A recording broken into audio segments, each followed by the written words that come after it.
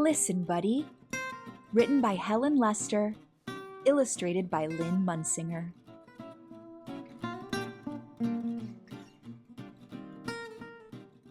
Buddy's father had a beautiful big nose. He was a great sniffer.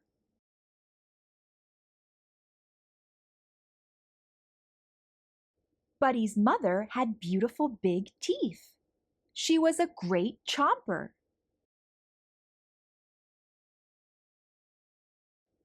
Buddy had beautiful big ears. It didn't matter.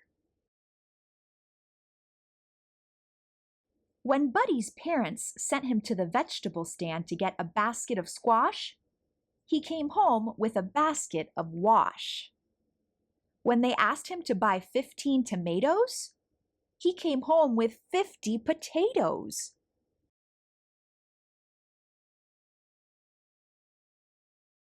Buddy's father said, "Listen, Buddy, will you please bring me a pen?"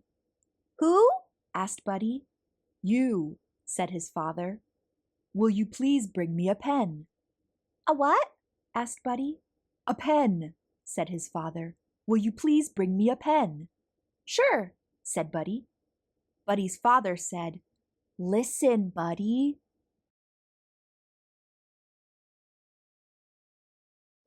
Buddy's mother said, "Listen, Buddy, will you please get me a slice of bread?" "Who?" asked Buddy. "You," said his mother.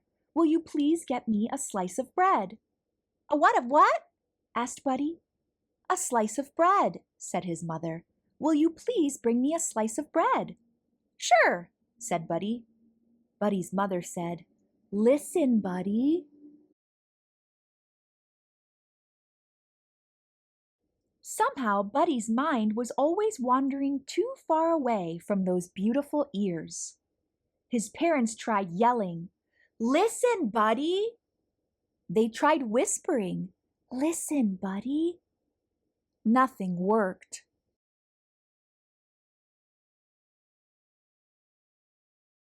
One day, Buddy got permission to go for a long hop.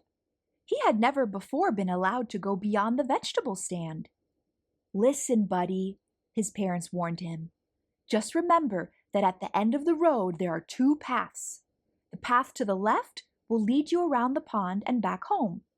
But the path to the right will lead you to the cave of the scruffy varmint. And that scruffy varmint has a nasty temper, so be sure to take the path to the left." "Right?" asked Buddy. "Left," said his parents.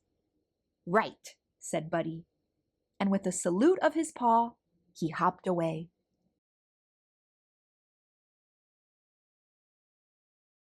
Feeling very grown up, Buddy hopped along, past the vegetable stand, and on to the end of the road.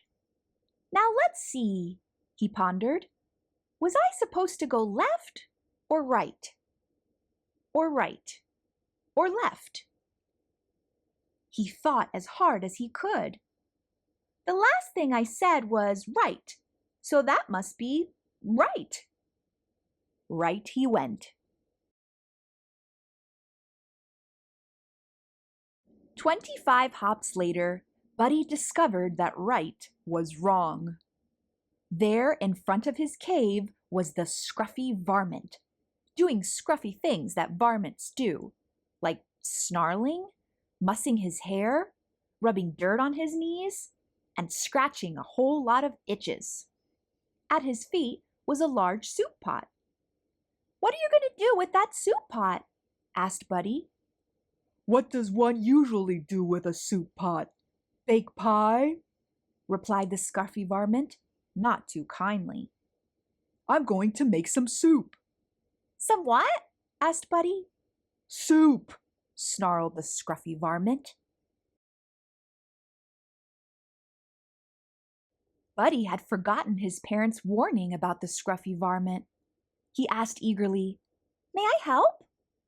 The scruffy varmint was not fond of having company, but with help, he'd have his soup sooner.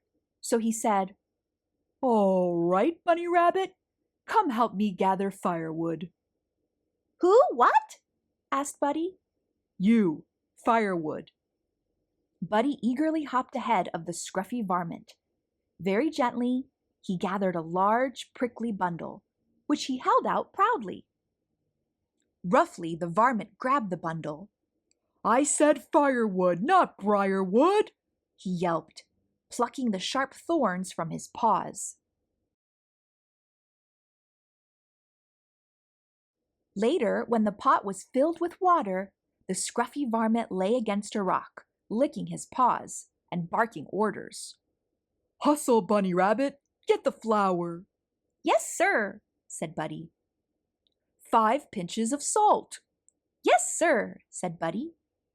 15 tomatoes. Yes, sir, said Buddy.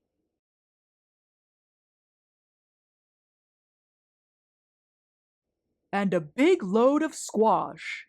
Yes, sir, said Bunny. The scruffy varmint rose and gave the soup a stir. He took a taste. It tasted a little like, well, maybe it needed some pepper. Bunny Rabbit, get the pepper from the left side of the kitchen sink, the varmint growled.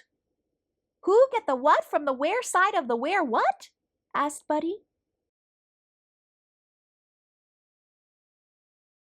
The scruffy varmint repeated, Who get the what from the where side of the where what?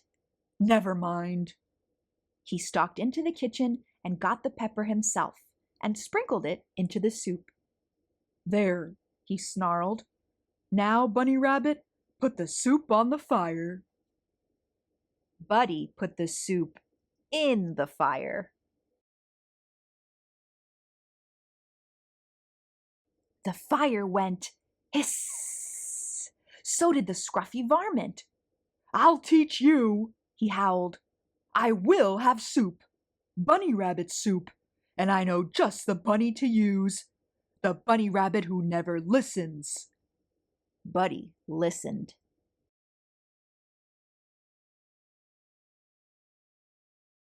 He also hopped, very, very, very fast, faster than he had ever hopped in his life. He whizzed up the road, past the vegetable stand, and into the safety of his house.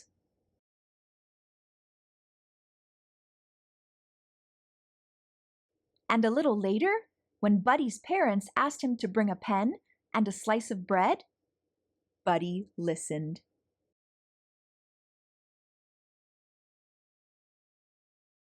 The end. What was your favorite part of this story? Hope you enjoyed this story read by me, Star. Until next time, keep reading.